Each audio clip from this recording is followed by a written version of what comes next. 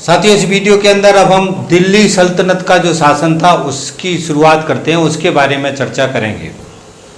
अभी तक हमने पीछे का सारा आपको जो इस्लामिक हमले थे उसके बारे में बता चुके हैं।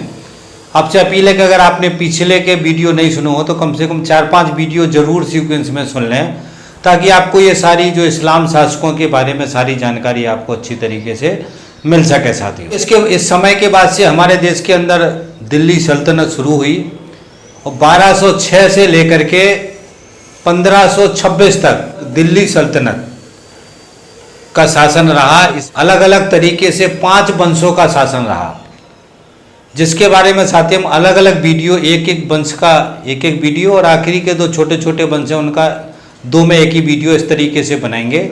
अब साथियों हम दिल्ली का जो सल्तनत है उससे शुरू करते हैं। और पहले हम गुलाब वंश, कुतुबुद्दीन ऐबक का जो वंश था उसकी राज व्यवस्था से चर्चा शुरू करते हैं। साथियों, कुतुबुद्दीन ऐबक जो है, जो मोहम्मद गौरी का दास था, ये हम पिछले वीडियो में भी बता चुके हैं।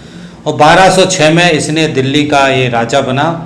और इस समय जब दिल्ली का राजा बना 1206 में, तो उस समय राजधानी दिल्ली नहीं थी। उस समय इसकी जो राजधानी थी वो लाहौर थी। लाहौर से ही अपनी शासन व्यवस्था चलाता था। 1210 में इसकी डेथ हो गई। और डेथ इसकी हुई है, घोड़े से घुड़सवारी कर रहा था तो घोड़े से गिर गया। गिर करके इसको इतनी गहरी चोट आई कि इसकी बाद में मौत हो गई। तो ये 1206 से लेके 1210 तक इसकी राज व्यवस्था चली। और ये साथ ही इसका क्योंकि शासन ज़्यादा दिन चला नहीं, इसने भी कोई खलीफा से कोई उपाधि धारण नहीं की थी। ये शुरुआत में 4 ही साल शासन कर पाया, उसके बाद इसकी डेथ हो गई। इसने जो है 2 मस्जिदें भी, एक इस्लाम मस्जिद थी जिसको बनवाया था, ये अजमेर में मस्जिद है 2.5 दिन का झोपड़ा, ये इसने कुतुबुद्दीन ऐबक ने ये 2 जो है मस्जिदों का निर्माण कराया था। तो इस तरीके से कुतुबुद्दीन ऐबक की जो मृत्यु हो जाती है, और मृत्यु एक्चुअल बीच में हो जाती है, इस कारण से इसका जो पुत्र होता आराम शाह उसको राजा बनाते हैं। और जो आराम शाह होता है उसकी उम्र कम होती है। 1210 में ही आराम शाह जो उसका पुत्र होता है जिसको राजा बनाते हैं, उसकी हत्या इल्तुतमिश इस आराम शाह की हत्या कर देता है और इल्तुतमिश खुद राजा बन जाता है। 1210 से लेकर के 1236 तक इसका इल्तुतमिश का शासन रहता है। ये भी जो है गुलाम था और ये कुतुबुद्दीन जो ऐबक था उसका दमान था। ये इसने क्या है, खलीफा के पास जाके सुल्तान की उपाधि धारण की, खिलवत या सुल्तान ये कहा गया। और फिर इसने दिल्ली को राजधानी बनाया। कुतुबुद्दीन ऐबक ने लाहौर को राजधानी बनाया था, इसने फिर लाहौर से राजधानी शिफ्ट की दिल्ली, किसने, इल्तुतमिश ने। और फिर इसने दिल्ली को राजधानी बना करके यहाँ पे शासन व्यवस्था शुरू की। जैसा कि हम पहले बता चुके हैं कि तोमर वंश ने दिल्ली की स्थापना की थी। तो इसने 2 एक एकता प्रथा चलाई थी और दूसरा 40 लोगों का एक दल बनाया था जिसका नाम था दुर्गान या चहलगानी। 40 लोगों का एक ग्रुप बनाया था जिसमें 40 शासक थे और 40 शासक इनके गुलाम थे, क्योंकि क्षेत्र बहुत बड़ा था। और इसने शुद्ध अरबी के सिक्के चलाए, अरबी भाषा में जो अरबी सिक्के थे उनको चलाया। और इसने जो कुतुब मीनार है दिल्ली में, कुतुब मीनार का एक्चुअल कुतुबुद्दीन ऐबक के समय में ही उसकी निर्माण की शुरुआत की थी, मगर इसने उस निर्माण कार्य को, कुतुब मीनार के निर्माण कार्य को पूरा किया। तो अभी जो दिल्ली में कुतुब मीनार है वो इल्तुतमिश के द्वारा जो है बनवाई गई थी। आखिरी निर्माण इसी ने उसको पूरा कराया था। अब इस समय क्या था, मंगोल शासकों के आक्रमण हो रहे थे, इस्लाम आ गए थे। अब इस्लाम जो शासक थे उनके ऊपर मंगोलों के आक्रमण हो रहे थे। तो मंगोल जो थे वो चंगेज खान जो का था, प्रथम आक्रमण हुआ, जिसको इसने इल्तुतमिश ने उसको रोका और उसको हराया। इसके बाद से साथियों कि 1236 में इसका शासन खत्म होता है और यहाँ से रजिया सुल्तान शासक बनती है। ये इतिहास में पहली महिला थी जो इस्लामिक शासकों की, जो जिसमें महिला राजा बनी। और ये रजिया सुल्तान जो इल्तुतमिश था इसकी पुत्री थी, बेटी थी। तो ये शुरू से एक इस तरीके की राजा तरीके की, इसका पहनावा पुरुषों की तरह का सारा काम। तो ये जो है 1236 में ये जो है राजा बनी। और 1240 तक रही है, 4 साल ही ये राज्य कर पाई। वो इसके राज में सबसे बड़ी समस्या ये थी कि इसका जो एटीट्यूड था राजा वाला, वो पुरुष प्रधान समाज था। इस्लाम में ही महिलाओं की राजा बननी है महिला, ये ऐसा था नहीं। तो उस तरीके से महिला को जो नीची निगाह से देखते थे, महिलाएं शासन के लिए उपयुक्त नहीं है, इस तरीके से बहुत सारे लोग थे जो महिला होने के नाते उसका विरोध करे, और फाइनली इसको 4 साल में उसको ख़त्म कर दिया। उसके बाद से दूसरा राजा, दूसरा जो है व्यक्ति इसका शासक बन गया। ये बात को साथी हमको ध्यान रखना है। और इस समय क्या है, ये 2 गुट बन गए थे, एक तो ऐसा जो इसका समर्थन कर रहा था, दूसरा था जो इसका विरोध कर रहा था।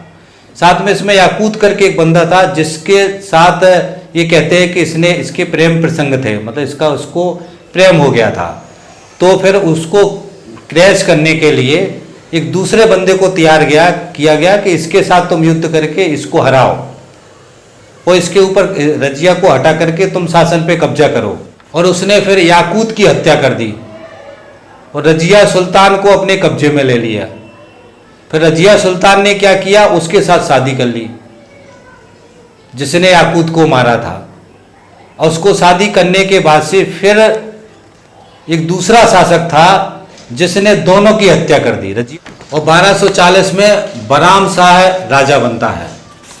और इसके बाद से फिर बीच में और भी छोटे छोटे राजा बनते हैं। मैं उसके विस्तार में, क्योंकि इसकी कोई विस्तारित उस तरीके की कोई जानकारी नहीं है जो बताना जरूरी है।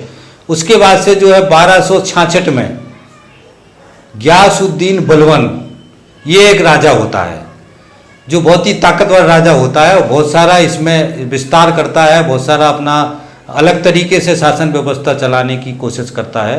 तो हम इसके बारे में बात करेंगे। 1266 से लेकर के 1287 तक इसका शासन रहा। दुर्गान चहलगानी जो बनाया था उसने, इल्तुतमिश ने, उसका ये सदस्य था। और ये बहुत ही शातिर, चालाक, दिमागदार आदमी था। इसने धीरे धीरे करके सारे जगह जो है अपना धीरे धीरे करके कब्जा जमाया और फाइनली ये जो है राजा बन गया। और इसने क्या किया, इसकी पुत्री थी जो उसके पहले राजा था, नसरुद्दीन करके एक राजा था, उससे अपनी पुत्री का विवाह कर दिया। अब पुत्री का विवाह कर दिया, राजा इसका दामाद हो गया।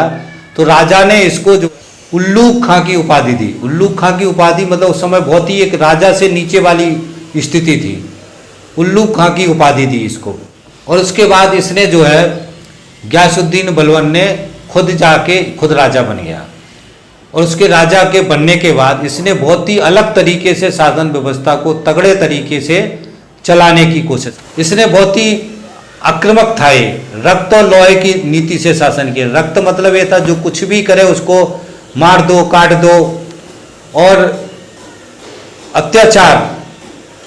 अत्याचार करके जो है राज्य व्यवस्था चलाना। इसका समझ ये था कि राजा तो अत्याचारी होना ही है, अगर राजा अत्याचारी नहीं है तो राज्य व्यवस्था चल नहीं सकती है। तो रक्त और लोहे की जो शासन व्यवस्था इसने चालू की। और इसने अपने आप को देवत्व घोषित कर दिया। मतलब इसने कहा कि मैं मतलब देवत्व मतलब देवता हूँ, जिले अल्लाह का ही रूप हूँ। अब ये समझो, सब जगह जो राज व्यवस्था देते, राजा भी अपने हिसाब से, क्योंकि पहले से जो हमारे देश का राज व्यवस्था थी उसमें तो हर राजा देवता का रूप था। तो इसने भी अपने आप को देवता का रूप घोषित कर दिया, जिले अल्लाह कर दिया। और उसके अलावा से स्वयं ही घोषित कर दिया कि मैं देवता हूँ। इसने इस्लाम के साथ किस तरीके से इसको अटैच किया। और उसके बाद से ये बहुत ही जलवा था इसका, जहाँ चल रहा था इसके बिस्मिल्लाह बिस्मिल्लाह, तो सारी जो है वो इस्लाम का जो एक स्वरूप है उसको घोषित करके इसने खुद को जो है अल्लाह का एक रूप जो है घोषित कर दिया। साथ में इस तरीके से ये कहता था कि मैं अल्लाह हूँ, अल्लाह का रूप हूँ, तो जो मैं कह रहा हूँ बस वो करना है, जो नहीं करना है उसकी हत्या। इस तरीके से बहुत ही निरंकुशता से इसने शासन व्यवस्था को चलाया। और इसने क्या किया, इसको लगने लगा था तो जो चहलगानी वाले जो 40 सदस्य थे इसके समय में, क्योंकि ये पहले भी चहलगानी का सदस्य था, तो इसको लग रहा था कि ये चहलगानी के जो 40 सदस्य हैं, ये अगर मैं ये सब चला रहा हूँ तो ये स्वीकार नहीं करेंगे, वो मेरी व्यवस्था को खाड़ के फेंक देंगे, क्योंकि 40 लोग हैं, इनको यही राजा को बनाते थे, वो बिगाड़ते थे। दुर्गान चहलगानी के जो 40 सदस्य थे उनकी भी एक एक करके इसने साजिश के तहत हत्या कर दी। इसको डर ये लग रहा था कि ये 40 लोग ही मेरी शासन व्यवस्था को खत्म कर सकते हैं और मुझे ये शासन व्यवस्था से हटा सकते हैं। इसलिए इसने 40 लोगों की हत्या करवा करके ये चहलेगानी जो बनाई थी इसको भी उसने समाप्त कर दिया। इसमें भी एक नया पद सैन्य विभाग में दीवाने अर्ज करके बनाया, जो पूरी सेना को सारी चीज को कंट्रोल करेगा। और इसने अपने आप को बहुत ही कुलीन वंश का व्यक्ति घोषित कर दिया। पहले तो अल्लाह का हिस्सा घोषित किया, उसके बाद से फिर कुलीन वर्ग का व्यक्ति घोषित कर दिया। और इसने फिर उसके बाद जो राजाओं की या जो अल्लाह जैसी जो बहुत 2-3 जो है योजनाओं का 2-3 जो है प्रथाओं का शुरुआत किया। एक सज्जता प्रथा और एक पावोस प्रथा का जो है लगाई। सज्जता प्रथा मतलब हर आदमी को सर झुकाना है, जो राजा है उसके इसके सामने हर कोई भी है उसको सर झुकाना है। दूसरा इसने बनाया कि इसके जो है पैर चूमने हैं, तो इस दोनों को इसने बहुत कड़ाई से लागू करा है, एक बिल्कुल निरंकुश तरीके से। जो इसकी इन प्रथाओं को नहीं माना उसकी सीधी हत्या। तो इस तरीके से निरंकुश तरीके से इसने शासन व्यवस्था को चलाया साथियों। इसी के साथ में इसने फारसी नवरोज प्रथा, मतलब फारसी में जो कैलेंडर या जो रोज का था उसका भी इसने शुरुआत किया। उसके साथ ही साथ ही एक बहुत ही महत्वपूर्ण जानकारी कि जो मंगोल शासक थे, मंगोल शासकों का हमला हुआ, उसको भी मंगोल शासकों को इसने हराया। मंगोल शासकों को देश से बचाया। बार बार मंगोलों के हमले हो रहे थे, ये ध्यान रखना इनकी शासन व्यवस्था के समय पे। तो इसने फिर वहाँ जाके किले बनवाए जिस तरफ से हमले हो रहे थे, क्योंकि हमारे तरफ हमले करने का एक ही जगह है, वो है ये पाकिस्तान, सिंध, मुल्तान ये वाला इलाका। तो इसमें कुछ जगह इसने जो है स्थायी किले बनवाए ताकि मंगोलों के जो हमले हों तो उसको तुरंत उनसे लड़के उनको हराया जा सके। तो किले बनाने का काम भी इसने किया। और साथ ही 1287 में इसका शासन खत्म हुआ। उसके बाद से साथ ही खिलजी वंश का शासन आया। तो ये हमने आपको जो जानकारी दी है ये संक्षिप्त जानकारी है साथियों। ये गयासुद्दीन बलवन है। इसके समय पे बहुत सारे जो है अत्याचार, बहुत सारी दुर्दशा, बहुत सारी निरंकुशता, इस तरीके का शासन व्यवस्था इसकी रही साथियों। तो अब इस वीडियो को हम यहीं ख़त्म करते हैं। उम्मीद करते हैं कि जानकारी आपको सही लगी होगी। और इसकी राज व्यवस्था पे हम एक सेपरेट वीडियो पीछे बनाएंगे, पूरा सल्तनत काल की जो राज व्यवस्था की क्या स्थिति थी। तो हम इसको अब यहीं ख़त्म करते हैं और आपसे उम्मीद करते हैं, निवेदन करते हैं कि आप ये सारी सीरीज़ के वीडियो सुने और जो पिछले 7-8 वीडियो तो पक्के सुने सीक्वेंस में, जहाँ से इस्लाम शुरू किया है, ताकि आपको सारी चीज़ें समझ में आए। तो ये साथियों इस वीडियो को हम यहीं ख़त्म करते हैं। आपसे निवेदन करते हैं कि हमारे चैनल को सब्सक्राइब नहीं किया हो तो चैनल को सब्सक्राइब कर लें। दूसरा साथी शेयर करवाने में सहयोग करें। तो इसी आशा उम्मीद के साथ कि आप सहयोग करेंगे, मैं अपनी बात ख़त्म करता हूँ। मिलते हैं अगले वीडियो में। थैंक यू साथी, धन्यवाद।